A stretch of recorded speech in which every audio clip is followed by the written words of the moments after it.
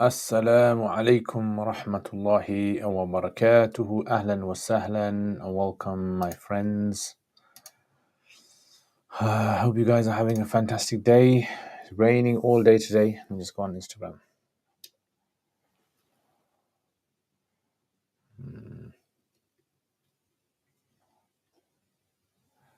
One second, guys.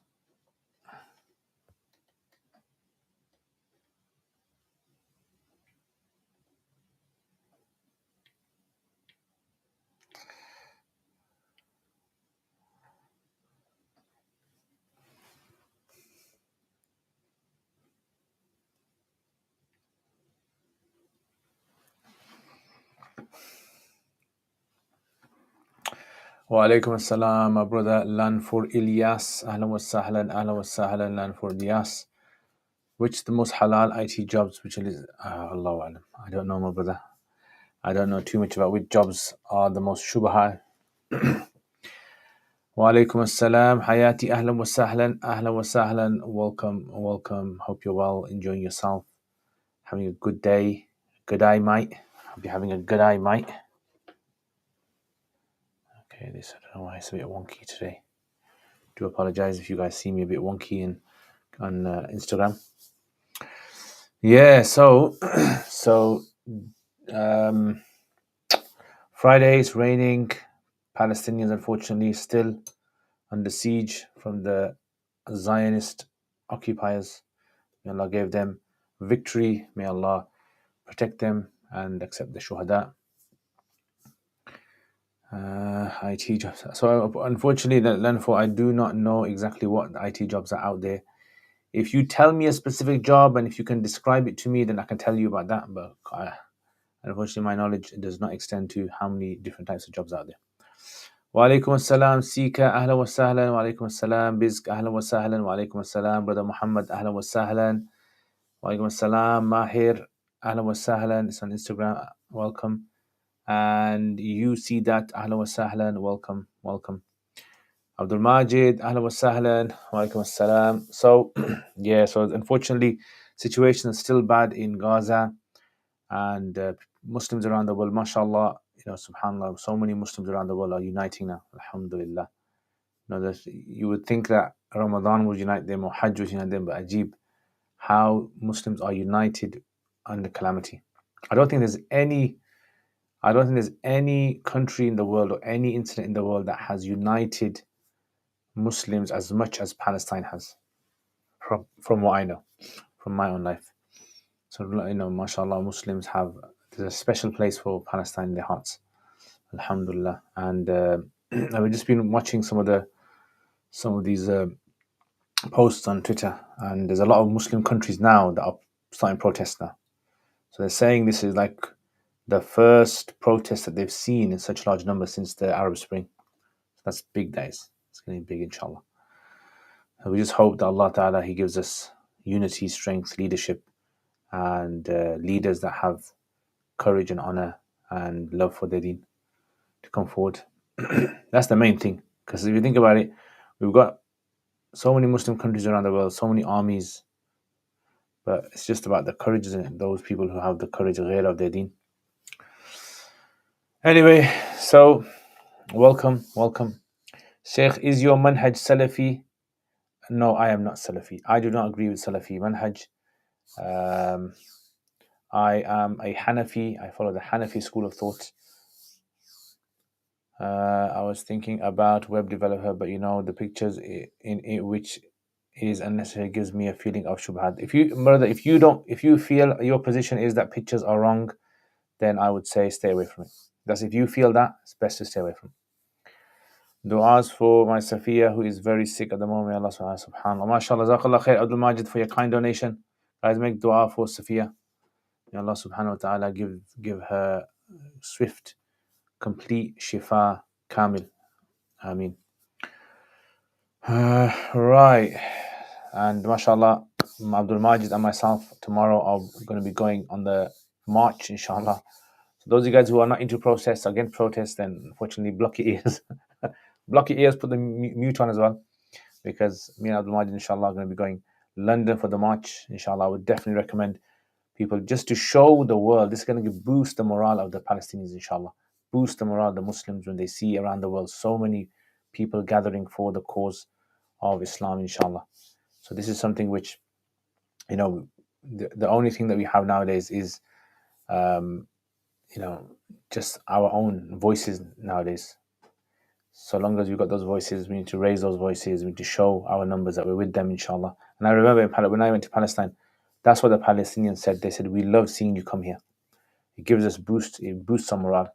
Gives us a boost of confidence, because these people over there have a very bad life, the way the occupiers are treating them. So anything that we can do for our brothers and sisters, inshallah, we will do it, inshallah. Learn for Ameen, Ameen." In Lubab Maidani says, "والأحسن ما في السراج عن شيخ الإسلام أن الاحتياط أن تؤخر الظهر إلى المثل ولا تصلي العصر حتى يبلغ المثلين." We're yawn there, guys. What book is being referred to as Siraj? So Siraj is it's usually if it's Siraj al-Wahhaj, it's referring to al-Haddadis. So Haddadi, the same author of Jawharatul Nayra, it's talking about him. And Shaykh al-Islam, شيخ الإسلام شيخ الإسلام احتياط داخل الظهر. شيخ الإسلام, 1 second. Let me just check, because there's several Shaykh al-Islam you could possibly be referring to.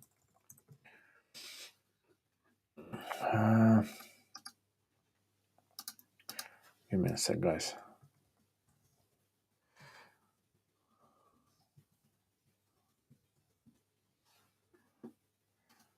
Ya Allah.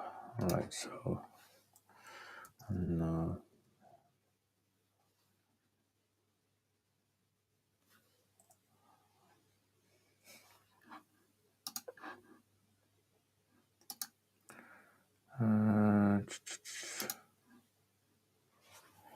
Okay, so Shaykh al-Islam,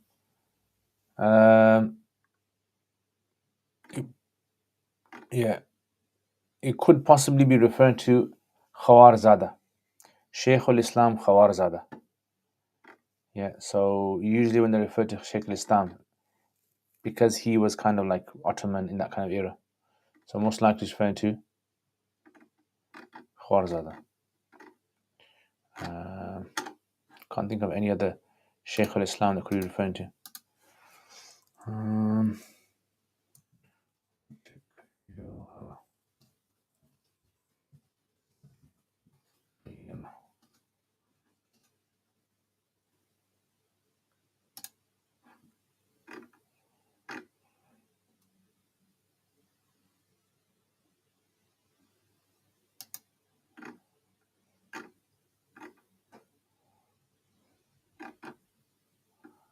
Yeah, Shaykh al-Islam Khawarzada.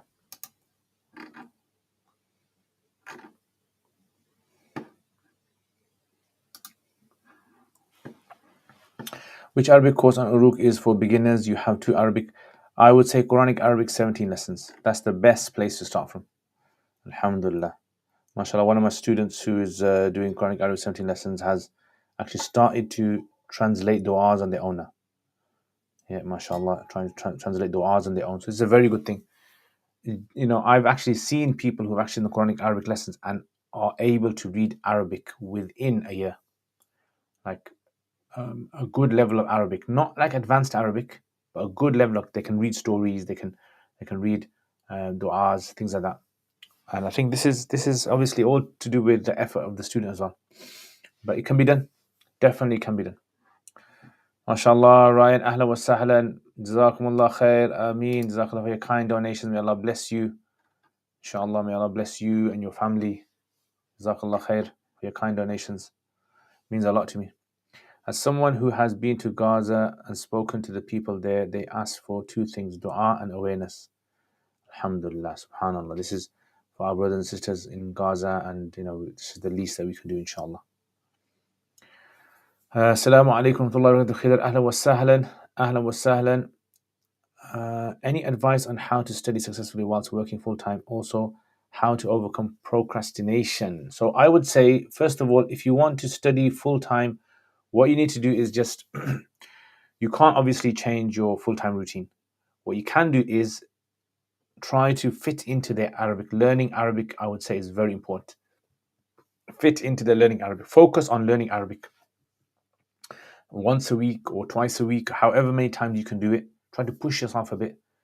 And once you've mastered Arabic, 1 or 2 years in Arabic, then after that you can move on to studying the books, the sciences. Definitely, I would say. And procrastination, thing about procrastination you have to remember is procrastination, there's no cure for it except to do the action. That's what it is. You have to force yourself to do actions. What I find in some procrastination can differ in something. Like, for example, I have a problem procrastinating, like if I have emails and messages, because I get loads of WhatsApp messages.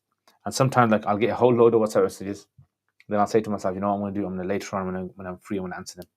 Then what happens is I might put something up on my status, and then I get loads of people liking that. And then I forgot that I've got all these other messages because they all get scattered, don't they? So I wish there was some way on WhatsApp that you could actually have all the messages that are unread all in like one group box or something where you can just simply go there and answer them all. So what I started doing is I appoint a time, maybe it's after one every day or every 2 days, that I'll try to go through as many of the messages as I can and answer them quickly. And if it's a voice, I'll just try to use a voice note. It saves me time from texting, messaging. That's why. So I would say try to figure out what is the best way to try and trick yourself into not being lazy. That is the most important thing. For lazy people, it's a habit.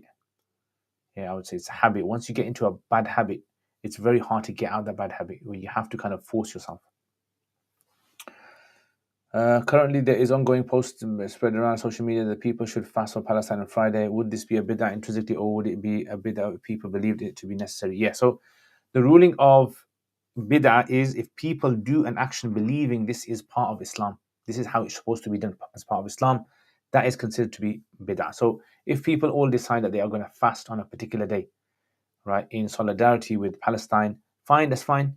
So long as you don't believe that particular action to be necessary to be done in that fashion. Does that make sense? Yeah. So it's basically that. So can you just put my mic away?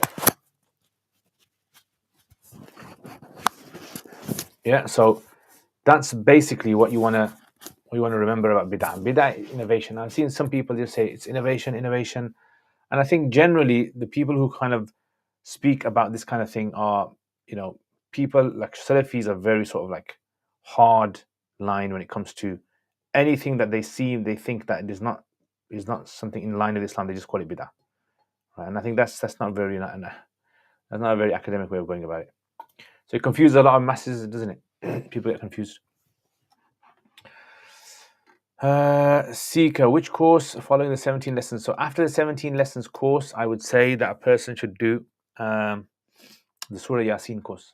Surah Yasin course is about, I think it's about 12 lessons, 10, 12 lessons. That's very good because it applies the 17 lessons into the surah. So you go through the entire surah, applying it with learning about the tafsir of the surah as well. Iglu, ahlan wa sahlan wa alaikum assalam. What is the Hanafi view on dua qunut in fard salat as a congregation? So dua qunut, are you talking about qunut nazila or dua qunut, the witr one? Yeah, the witr one you're talking about? So we call qunut nazila, in other words, the one that you do in Fajr. So the one that is done in Fajr, we believe that is something which is permissible to do in Fajr Salat and the second rakat when a person gets up from ruku. Yeah, the Qunut Nazila is considered to be recommended to do when the Muslims are going through calamities. Once you start it, you should do it for 1 month. So once you start it, you do it for 1 month, and then you can stop after that. Because the Prophet ﷺ, he did it, and he did it because there was this group of people, they claimed they had accepted Islam. And what they really done was they had made a plan to ambush the Muslims. So the Prophet ﷺ sent about 60 odd people from the Ashab al-Sufa to go to these villages to teach Islam. Once they were on halfway in the journey, they realized it was an ambush, and the people surrounded them and they literally just slaughtered all of them, except for one. And one of them, he basically got back. He was captured, taken to Makkah, and then the long story about that. So the Prophet ﷺ, he did qunut for 1 whole month in the Fajr Salat. As for the other madhabs, they do qunut in other salats as well. So if they are doing in other salats, that's fine. You just obviously follow behind them. That's fine. But according to Hanafis, it's only in the Fajr Salat. When we were in Palestine, I remember on one occasion, it was like sometimes in like 2 or 3 salats, they were doing qunut nazila. Today, the Imam did qunut nazila and Jummah. Yeah, so according to their madhab, it'll be fine. Sheikh, do you teach seerah lessons? No, I don't teach seerah lessons. Ahlan wa sahlan. Welcome, Ayla. MashaAllah, this is my cousin, sister from Pakistan, Ayla. Make sure you watch her channel, Ayla and Yusuf show. These are my 2 cousins, Ayla and Yusuf, the young kids. Alhamdulillah, they've made their own YouTube channel. They've got about 1,000 something subscribers. Show them some love. Join their channel. You probably won't understand a lot of the content, but it's in Urdu. But inshallah, check them out. Yeah, so it's Ayla and Yusuf show is called. Inshallah. Sange tasu khair de. See that? Speaking a bit of Pashto there. Yeah, so that's basically that's it. So inshallah, tomorrow there's going to be a big march going to Sufa as a coach that is going to be taking people. If you want to go, make sure you contact the Sufa, find out if there's any spaces left. Yeah, so there's a coach. I think there's about 50 odd spaces. And in the morning, when I asked them, there was like half of it was already full.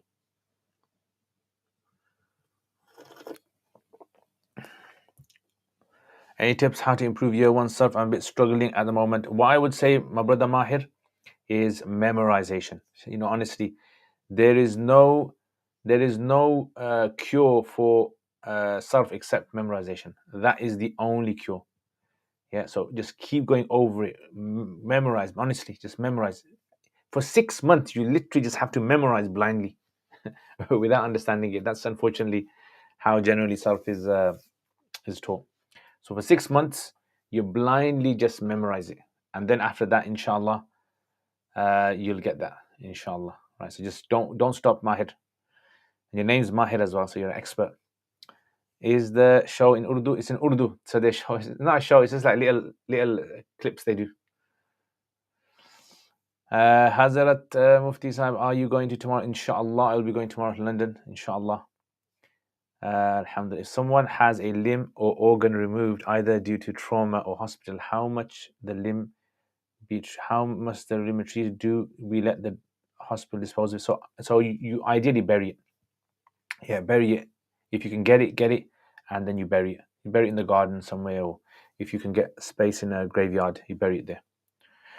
تاسو څنګه زخیمه دلته باران ډیر شوی دی او بس دلته موسم لګ یخ دی او زما زړه وایي چې زه پاکستان ته راشم بیا دوباره او تاسو ټول سره ملاو شم معاویه سره او صفوان سره ماشاءالله. Sheikh, I had 13 questions about a passage from Friday the 13th, yeah? It's nothing to do with that, is it? Okay, go on. Ask away, my brother. If I know the answer, I will answer it. If I don't know the answer, I'll say I don't know. This is some nice tea, this is. MashaAllah. From Turkey. Some Turkish nice tea. Yeah, this is basically for the Instagram people. You guys like looking to my tea. That's my tea. That's my tea there, guys. Tea leaves. Look, it's these kind of things. Yep. This is kind of, I don't know, some plants and some herbs and cardamom and Ya Allah. Alright, so let's check out Rasha kana inshallah dasi razama pa nasa pa imane bia razam inshallah. Jete mata milawshi inshallah. Inshallah. Bebe te waya ma warta koshish me wako phone call هغه بل ورځ خو چا چوتول نه بیا به انشاءالله کېدای شي نن به کوشش وکړم فون کول.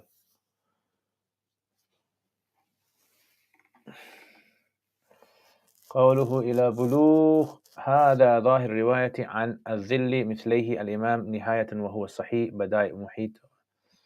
أوكي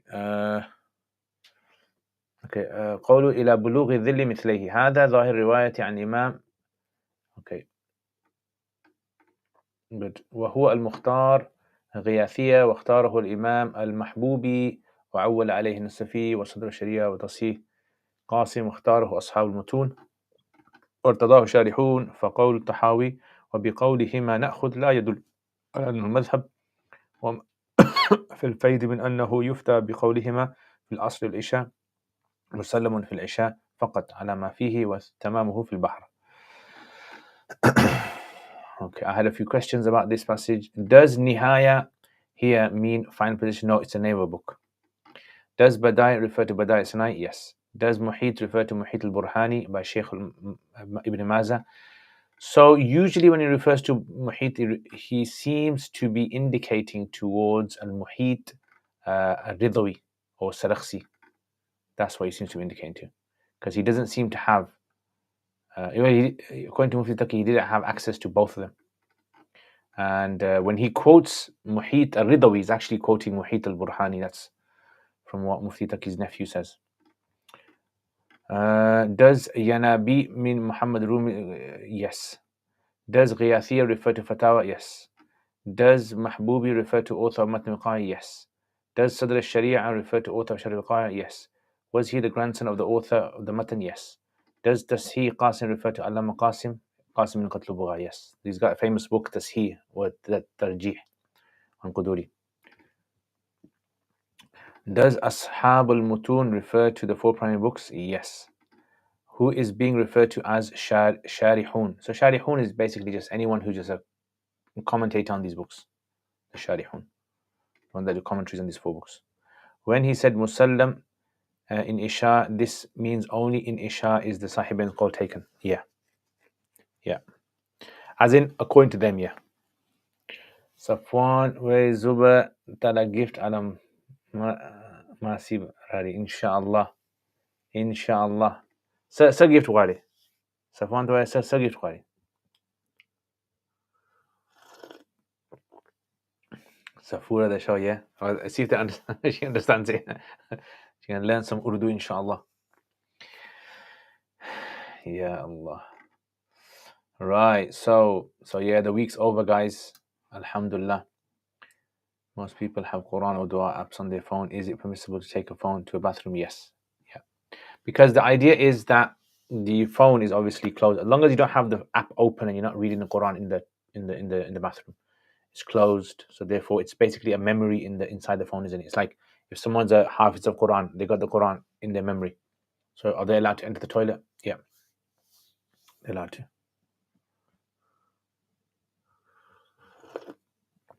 Yes, my man Sakib. Ahlan wa sahlan. Welcome, my brother Sakib. What's the latest? Like we say in Birmingham. There was a guy. Let me tell you the story. Yeah. There was a guy from Western Supermare. Yeah? He came. His family. They moved to Birmingham, and he goes. What happened once was he came he went to college in Birmingham, and he goes. I was standing there, and all of a sudden, this guy came up to me, and he goes to me, "What are you saying? What are you saying?" He goes, "I got scared because I thought, first of all, Birmingham, obviously, so people first impression of Birmingham is you must get scared first. Then after that, you start loving us." So he goes, "What are you saying? What are you saying?" And he thought the guy is fighting me, like he's starting a fight with me. What are you saying? What are you saying? Yeah. And I didn't realize what you're saying meant, like, how's things? How's it going? Yeah, what are you saying? So he goes, I just said to him, "What are you saying?" And yeah, everything's okay. Everything's good, man. So again, guys, so what you're saying, yeah, that's the secret.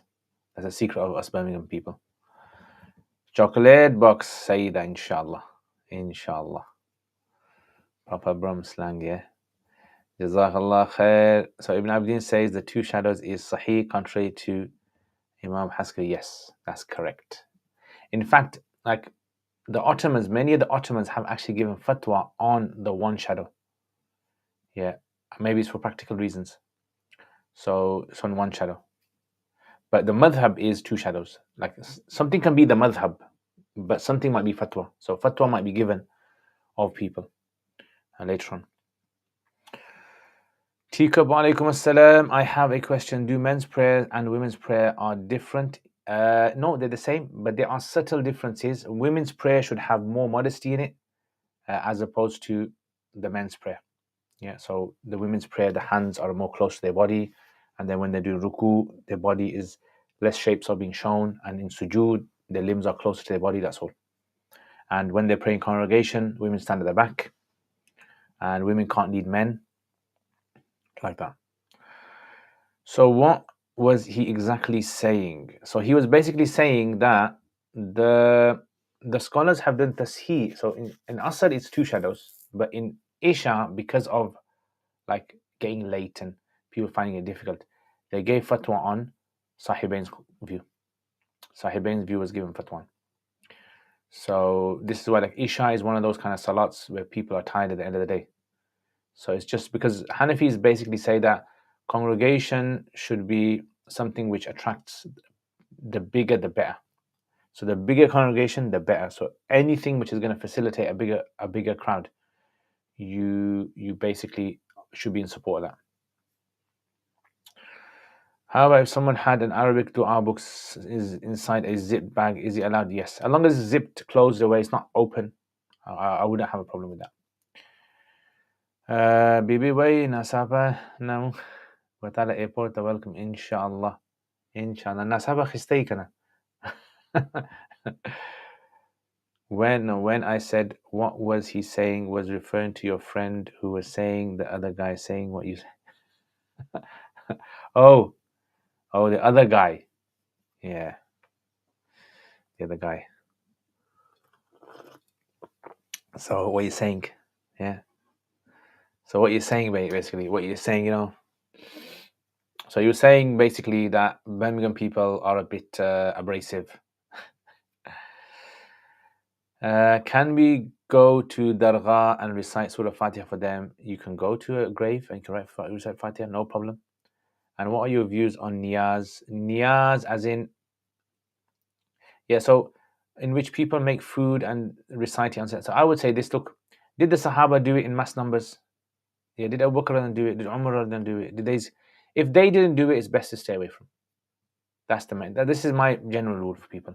You might find one evidence that some people use to prove that, okay, now we're going to do Nazar Niyaz, yeah, and to prove. But then you say to them, but how comes, okay, if this is something which is so good to do in the deen, how comes you don't find many Sahaba doing it?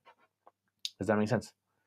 This is why we should always try to look back at what did the Sahaba do. Otherwise, we can invent lots of things in our religion and think this is part of Islam. Where, like, a lot of people around the world don't do this kind of dargah thing. Yeah, I know there's a lot of communities out there who are into, like, after 40 days, they will cook food and give it to the poor. Why don't you just take that money and just give it to the poor? Send that money to Gaza. Send that money to the poor. Build a well somewhere if you want to do it. Why do you have to do it by cooking food for? I don't understand. That's the thing. So I would personally say,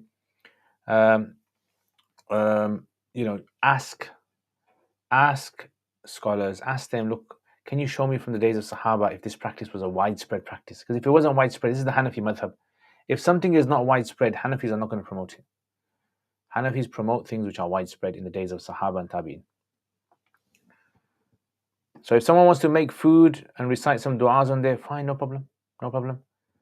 And then we're going to send that food to dead people. Like, they're dead, they're not going to benefit from the food. Yeah, they're going to benefit from Sadaqah Jariyah. Sadaqah Jariyah can be done in many better ways.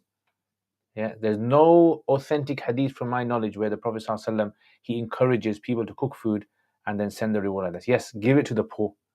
Send that money and buy food for the poor and give it to the poor. This is the best way, honestly. Yeah, this is the Sahaba way. If you want to say to me what way would be the best way, I would say that Sahaba knew the religion better than anyone else. I don't know. What do you think, Teacup? What do you say about this? That's so 20 years ago, what you're saying. Yeah, it happened quite a while back. It happened a while back. In Damascus, they pray according to one shadow. Sheikh Itar Saeed said in I'lam al-Anam that one shadow is correct. I think as in Bahar, one of these three reasons. Ta'amul bil khilaf. So I guess in Damascus where Sheikh Itar was the Sahibain's Qawl. Yeah. So there's quite a few places where Sahibain's Qawl was taken in there. Can't find the YouTube channel. You can't find it. My brother, Abdul Majid, what are you worse, my brother? I'm sorry. I have to criticize you now. I have to do your Islah. If anybody else wants the Islah done as well, I'm free of charge Islah you.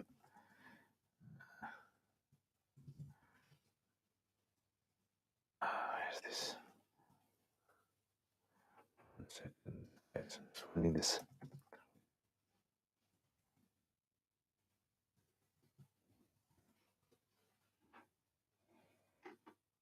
Oh, some other things are coming up.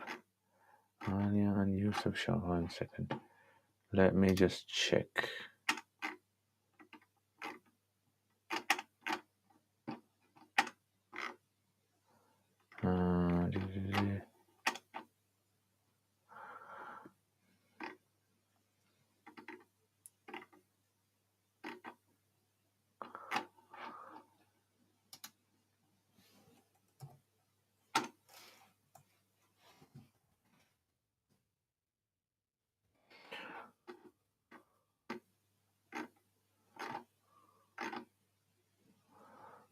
Can't seem to find. You're right, my brother. I have been stumped. Yeah. Give me a second, guys.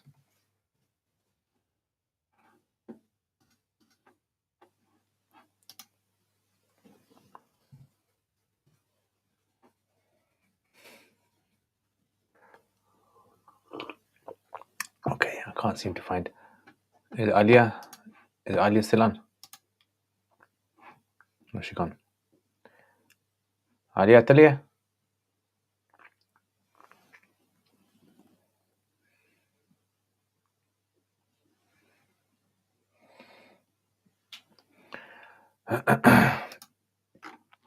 Okay.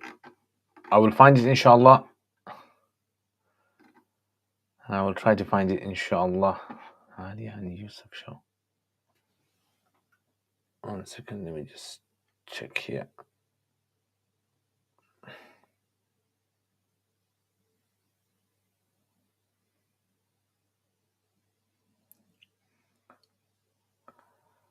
Okay, it's called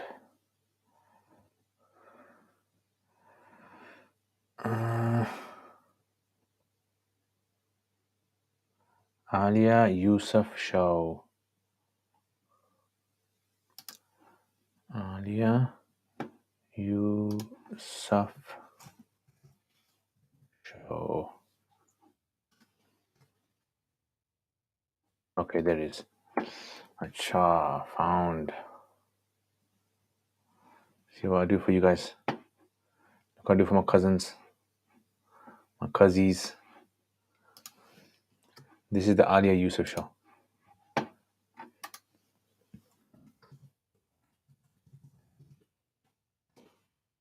you go. Right. Then how can I stop my parents doing it? Even they scold me if I don't do it, and according to them, they also say, ask Buzurgan Deen Awliya Anbiya to make dua. So why I would say, look, slowly with your family, with your parents, slowly, look, educate. The main thing is education. Learn the meaning of the Quran, understand the meaning of the Quran, understand the meaning of hadith as well. Very, very important for people to. So I would say don't scold your parents, don't do anything. So just slowly, just try to educate them. So look, let's do what the Sahaba did. Things like that, slowly, inshallah. Do I have to boycott company that supports you? No, you don't have to. Yeah, you can buy stuff from them, but I would say try to boycott certain things. Try to say, okay, I'm not going to go to McDonald's. I'm not going to drink Coca-Cola. I'm not going to. So start off with something, and then slowly you can build upon that, because it's a bit impractical to stop, because a lot of companies around the world are supporting Israel in some shape or form. Islam, my humble self can accept. Inshallah, bro. I will think of ways of doing your Islam. I had a teacher once tell me okay. Sorry, what was the name of the book? Nihaya. I'm going to guess it's Commentary of Hidayah. Yeah. Nihaya, the Commentary of Hidayah. My humble self can accept it. I had a teacher once tell me he was sitting with a Pakistani and the Sheikh said to him, Barakallah feek, and the man replied, Khair Mubarak. He replied, in being mashallah. Assalamu alaikum, ahlan wa sahlan, Aqdas. Can you recommend Arabic reading text after Qiraat al-Rashida? So I would suggest to stick to reading stories for now and then try to attempt reading Sahih Bukhari and things like that. Right. So I've actually got a set of books. So if you check out this sharing copy link, if you check out this file, in this file, check out so Arabic reading books. There's a Madarij al-Qira'ah folder in there. Check that out. So it starts from like low level to high level.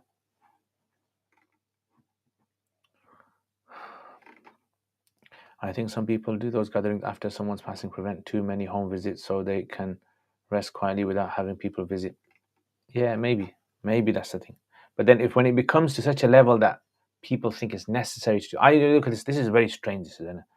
Imagine this here. My next door neighbor, where I used to live before my parents, their son passed away, their brother passed away. Every Thursday they used to make this kind of thing like dal and water and like these kind of different types of food. And they call someone to come and do dua and then leave. And they say this food is supposed to get to the deceased or something.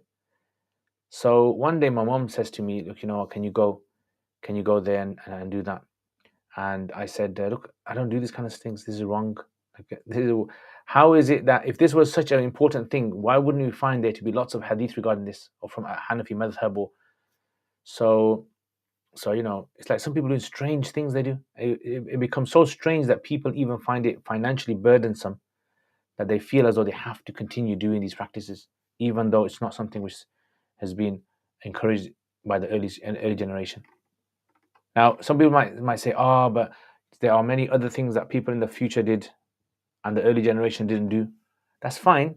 But when it comes to something when it becomes burdensome upon the people, widespread, then we have to educate people into saying that, look, this is not from the core teachings of Islam. This is something which some people might be doing and it might even be wrong as well. Hayati, ahlan wa sahlan. Very good, thank you very much. How's the great down under? How's the Barbies? So we are now raining today. So you guys are probably enjoying the nice sun, chilling out. One of the places I would love to go is Australia and drive around the whole of Australia. Yeah, that would be good. Probably die halfway, killed by some crazy animal or beaten up by a kangaroo. Some Buddhist leaf food, yeah. So this is strange, isn't it? Like, it doesn't seem to be something which is part of our religion. That's what it is. So one of the ways to test, as one of my teachers said, if you want to test if something is something core in our religion, is everyone around the world doing it? If everyone around the world is not doing it, then it's not core in our religion. It might be something practiced by a few group of people. Then we're going to obviously look into that. Is it something which is going against Islam? Is it not going against Islam? That's how we kind of analyze these things. So these kind of practices, a lot of practice in Indian subcontinent, which are a bit strange to me. I don't know why people do these kind of things. It's a spider on steroids here, was. Snakes and spiders in Australia. Remember there was a film once called, was it Jumping Kangaroo Jack or something like that? Where there's two guys and the kangaroo takes the guy's sweater and it's got like all his passport and wallet and everything. Remember that one? I heard Sunni Sheikh quoting a narration. I was saying, "A'inuni ya ibadallah." He used this as the show permissibility of seeking. I mean, see these kind of narrations. The thing we have to remember is, if we're going to follow a route of narrations, we have to have a solid foundation. How we're going to follow them? What are the principles? What are the methodology? Was it something that was practiced by the early generation as well?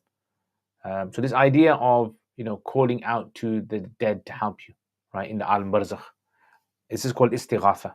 This is what they say, istighatha. I personally think that these are things you should stay away from. I personally, it's a dubious area. I know there are some scholars who allow it, but I personally think this is because it kind of shifts people away from the main things in religion. Like, for example, asking Allah subhanahu directly. Right? And there's so much in the Quran about asking Allah, ask Allah, ask Allah, that it kind of distracts people from that. I'm not saying that the other people are deviated. What I'm saying is that I don't subscribe to that. With American actors, that's the one. If one has a thick beard, how does one ensure all the hair is wet? You don't have to wet all the hair. You don't have to. All you have to do is wet hands, just pass it through. That suffices. So you don't have to wet all the beard. Unless your beard is very thin and you can see the skin underneath fully, then you have to wash under. You have to get water under.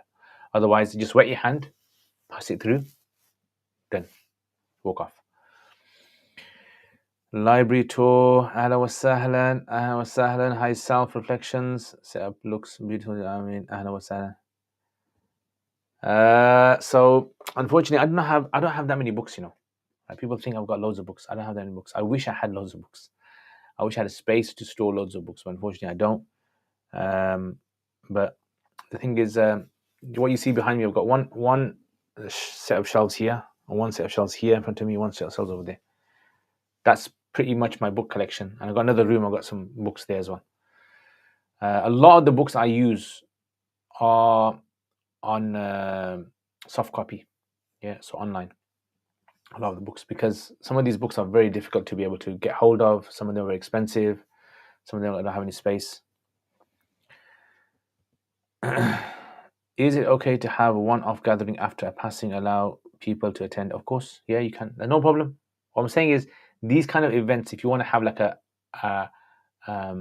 in the memory of a certain individual, you want to commemorate them, you have a gathering, that's fine, no problem. The thing is, if you make it like a practice where every household that has a deceased, they seem to be systematically doing a particular practice on a certain number of days, everyone's doing it, that seems to me something which is kind of burdensome upon the people as well.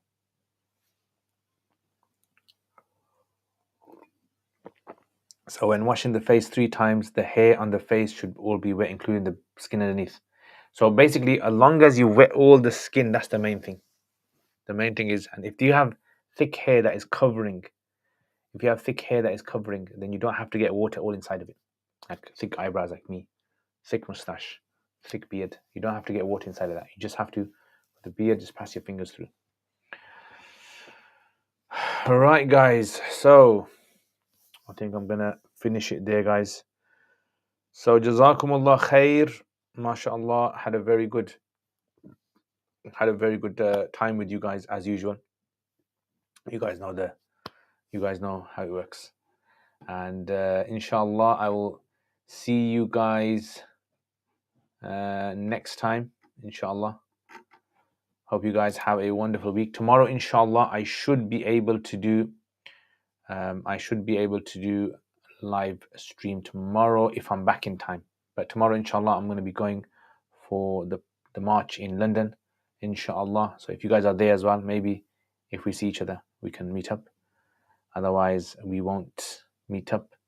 And otherwise, if I'm in the coach, then maybe you might do a live stream from the coach, if obviously with internet connection, all being well.